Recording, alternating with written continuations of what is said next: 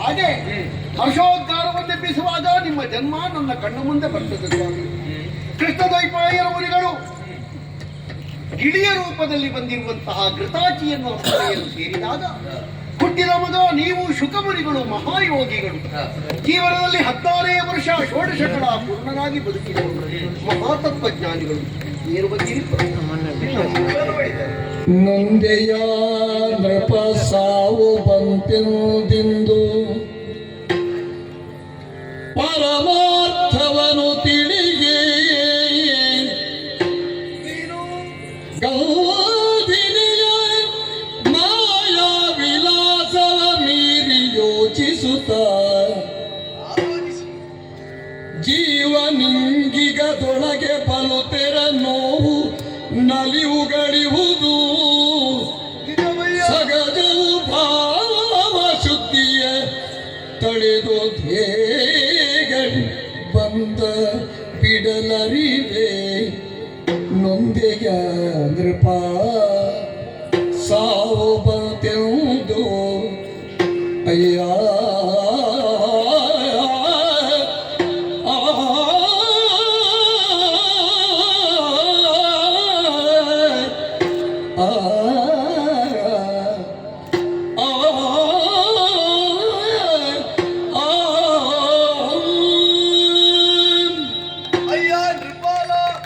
ಶುಕಮುನಿ ಬಂದ ನನ್ನನ್ನು ಒಳ್ಳೆಯ ರೀತಿಯಿಂದ ಸತ್ಕರಿಸಿದೆ. ಸರಿ, ಹಾಗಂತ ನಾನಿನ್ನ ಮುಖವನ್ನು ನೋಡಿದರೆ ನೊಂದ ಭಾವ, ಕಂದಿದ ಆನಂದ ತಿಳಿತಯ್ಯ. ಎಲ್ಲವನ್ನರಿತೇ ಬಂದಿದ್ದೇನೆ. ಮರಣ ಬಂತು ಎಂಬ ಭೀತಿಗಾಗಿ ನೊಂದೆ ಏನು? ನೀನು ಸಾಮಾನ್ಯನಲ್ಲ, ರಾಜರ್ಷಿ ಇದ್ದೀಯ. ಹಾಗಾದ ಮೇಲೆ 4 ಮಂದಿಗೆ ಹೀಗಲ್ಲ, ಜೀವನ ಹೀಗೆ ಸಾಗಿಸಬೇಕು ಅನ್ನುವುದನ್ನು ಬೋಧಿಸಬೇಕಾದವ ನೀನು. ಹಾಗಿರುವ ನೀನೇ ಈ ಹೊತ್ತಿಗೆ ಮರಣ ಬಂತು ಅಂತ ಮನಸ್ಸಿನಲ್ಲಿ ಕೊರಗುತ್ತಾ ಇದ್ದೀಯ. ಜೀವನ ಅಂದ್ರೆ ಏನು? 3 ದಿನದ ಸಂತೆ. ಹುಟ್ಟು ಎನ್ನುವುದು ಅನಿರೀಕ್ಷಿತ, ಜೀವನವು ಅನಿವಾರ್ಯ, ಸಾವು ಎನ್ನುವುದು ಕಟ್ಟಿಟ್ಟ ಬುದ್ಧಿ. ಆ ಸಾವು ಬಂತು ಎಂದಾದ್ರೆ ಈ ಭವದ ಬಂಧನವು ಕಳೆದು ಪುಣ್ಯಲೋಕವು ಪ್ರಾಪ್ತಿಯಾಗುವುದು ಎನ್ನುವುದೇ ಪ್ರತೀತಿಯಲ್ಲ. ಸರಿ, ಹಾಗಿದ್ದ ಮೇಲೆ ಇಷ್ಟನ್ನೆಲ್ಲವನ್ನು ಅರಿತ ಮೇಲೆ ಜಾತಸ್ಯ ಮರಣಂ ಧ್ರುವಂ ಎನ್ನುವುದನ್ನು ನೀ ತಿಳಿದ ಮೇಲೆ ಈ ರೀತಿಯಾಗಿ ನೀ ದುಃಖಿಸುತ್ತಾ ಇದ್ದೀಯಲ್ವೇನು?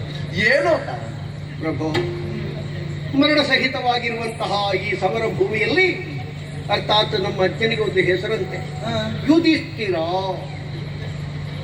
ಅಂತಹ ಯುಧಿಷ್ಠಿರ ಜೀವನ ಸಂಗ್ರಾಮದಲ್ಲಿ ಸ್ಥಿರವಾಗಿ ನಿಂತವ.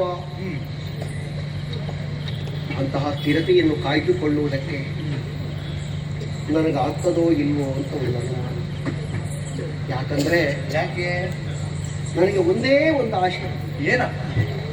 ಉಳಿದ ಸಪ್ತಾಹ ಅಂದ್ರೆ 7 ದಿವಸದ ಒಳಗೆ ನನಗೆ ದಿನ ಇದೆ, ನಾನಿನ್ನು ಬದುಕಿನ ಅವಸಾನದ ಘಟ್ಟವನ್ನು ಕಾಣ್ತೇನೆ ಅಂತ ಹೇಳ್ತದೆ ಮನಸ್ಸು.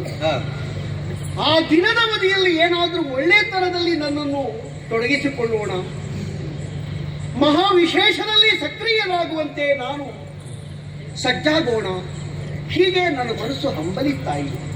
ಅದಕ್ಕೇನಾದರೂ ದಾರಿ ಇದೆಯೇ ಪುಣ್ಯಾತ್ಮ? ಅಯ್ಯ, ನಾನು ತಿಳಿದ ಒಂದು ಕಥೆಯನ್ನು ನಿನಗೆ ಹೇಳ್ತೇನೆ. ಹೇಗೆ? ಹಿಂದೆ ಕಟ್ವಾಂಗನೆಂಬ ಅರಸ ದೇವತೆಗಳಿಗೆ ಮರಳಿ ಸ್ವರ್ಗವನ್ನು ಒಪ್ಪಿಸಿದ ಕಾಲಕ್ಕೆ ಒಲಿದ ದೇವತೆಗಳು ನಿನಗೆ ಏನು ಬೇಕು ಅಂತ ಕೇಳಿದಾಗ ನನ್ನ ಜೀವನ ಎಷ್ಟು ಕಾಲಕ್ಕಿದೆ ಎನ್ನುವ ಹಾಗಿರುವ ಪ್ರಶ್ನೆಯನ್ನು ಮಾಡಿದನಂತೆ. ಆಗ ಇವನಿಗೆ ಗೊತ್ತಾದದ್ದು ಏನು? ಇನ್ನಿವನ ಜೀವನ ಇರುವುದು 2 ಜಾವದ ಜೀವನ ಅನ್ನುವ ಹಾಗೆ. ಆ ಹೊತ್ತಿಗೆ ಇನ್ನು ಏನು ಮಾಡುವುದು ಎನ್ನುವ ಹಾಗೆ ವಿಚಲಿತನಾಗದೆ ತನ್ನ ರಾಜ್ಯ ಸಮಸ್ತವನ್ನು ತನ್ನ ಮಗನಿಗೊಪ್ಪಿಸಿ ಇದ ಹರಿಧ್ಯಾನವನ್ನು ಮಾಡಿದನಂತೆ. ಅವ 2 ಜಾವದಲ್ಲೇ ಅಷ್ಟನ್ನು ಮಾಡಿದ್ದಾನೆ. ನಿನಗೆ 7 ದಿವಸ ಇದೆ. ಆದ್ದರಿಂದ ಏನು ಮಾಡ್ತೀವಿ? ಅದರಿಂದ ನೀಗಳು ಉಭಯ ಶುದ್ಧಿಗಳಿಂದ ಪದುಮನಾಭನ ಕಥೆಯ ಮುದದುಳಾಲಿಸಿ ಮಾಯಿ ಪರ್ಯಂತ ಶ್ರೀ ಹರಿಪದನನು ಸೇರುವೆಯ